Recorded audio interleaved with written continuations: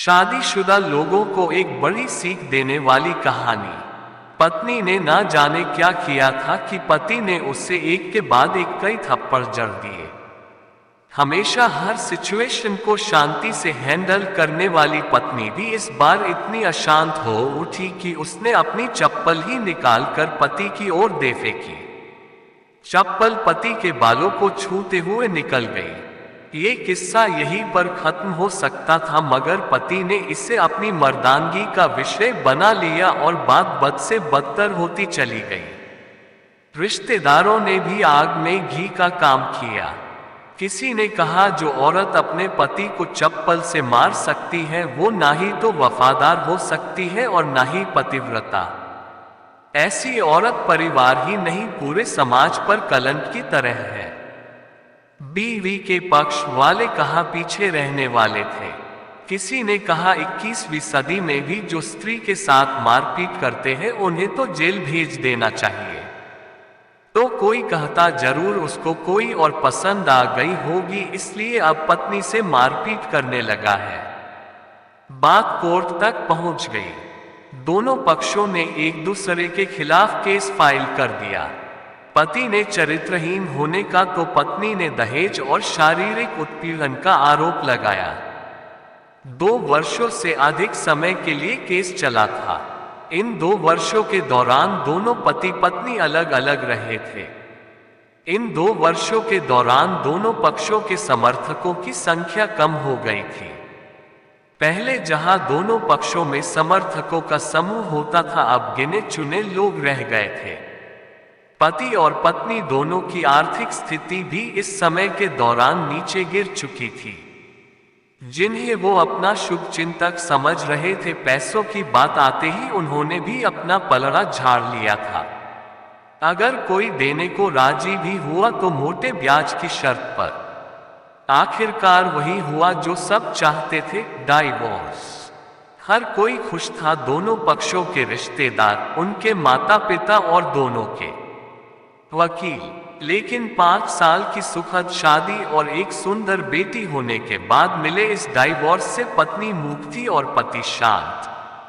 शायद ये एक इत्तेफाक ही था कि इस खुशी को मनाने के लिए दोनों पक्ष के लोग एक ही चाय की टपरी पर बैठे, आमने सामने। इत्तेफाक इसलिए क्योंकि ज्यादातर लोग जो एक दूसरे के विरोध पक्ष को सपोर्ट कर रहे थे वे एक दूसरे को अच्छे से जानते भी नहीं थे।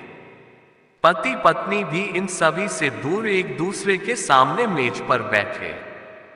पत्नी ने पति से कहा, अब तो खुश होगे ना, तुम्हारे मन की जो हुई है मुबारक हो। तुम भी तो आज जीत गई हो। मुझसे तलाक तो तुम्हें भी मिल गया है। Congratulations to you too. पति ने कहा, तलाक को तुम जीत का प्रतीक समझते हो? पत्नी ने पूछा। पति चुप रहा। थोड़ी देर की शांति के बाद पति ने कहा, मुझे तुम्हें 5 लाख रुपए अभी और हर महीने 8,000 देने का आदेश है। अभी मेरे पास पैसे नहीं है, इसलिए हमारा मतलब मेरा जो सिटी में फ्लैट है उसे तुम्हारे नाम कर देता हूं। पत्नी बोली, लेकिन उस फ्लैट की कीमत तो 18 लाख की है। हाँ, लेकिन हमारी बेटी तुम्हारे साथ है और आगे जाके उसके खर्चे भी बढ़ेंगे, तुम्हें थोड़ी आसानी होगी।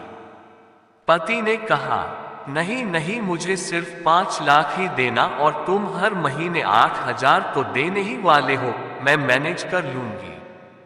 अगर 5 लाख नहीं है तब भी कोई बात नहीं, पत्नी बोली। दोनों फिर से शांत हो गए।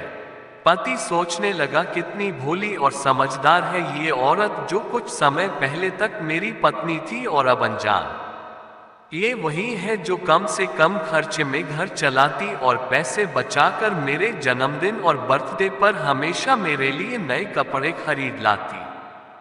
कभी बीमार भी हो जाती तो पैसे बचाने के लिए मुझे मालूम न होने देती और घरेलू नुस्खों से अपना इलाज कर लेती, मगर घर में कोई और बीमार होता तो तुरंत डॉक्टर के पास लेकर जाती।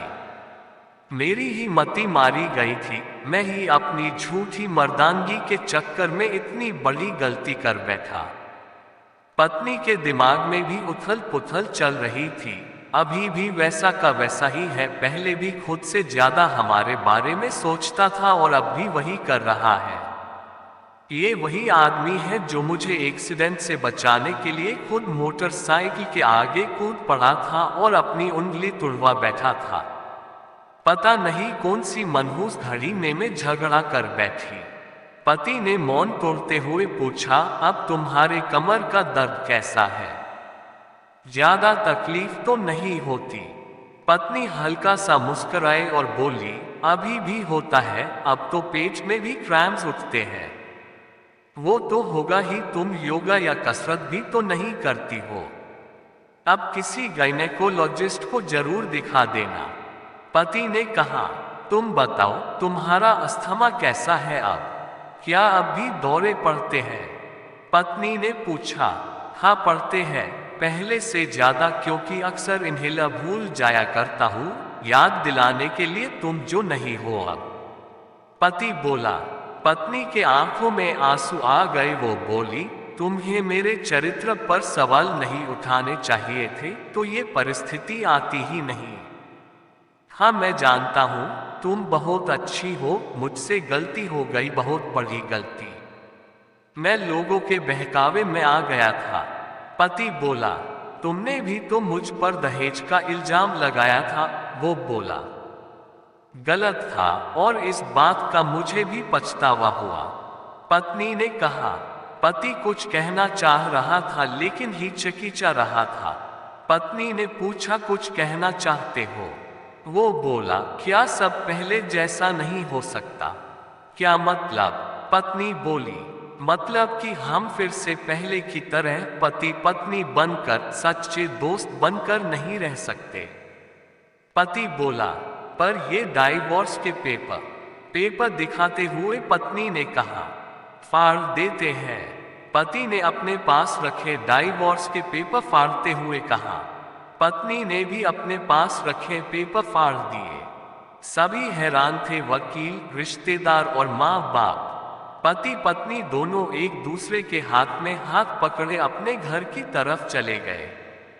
दोस्तों, ये कहानी उन हर पति पत्नी के लिए बड़ी सीख है जो छोटी छोटी बातों पर लड़ते हैं और इन झगड़ों को बड़ा बना के अलग होने का डिसीजन लेते हैं।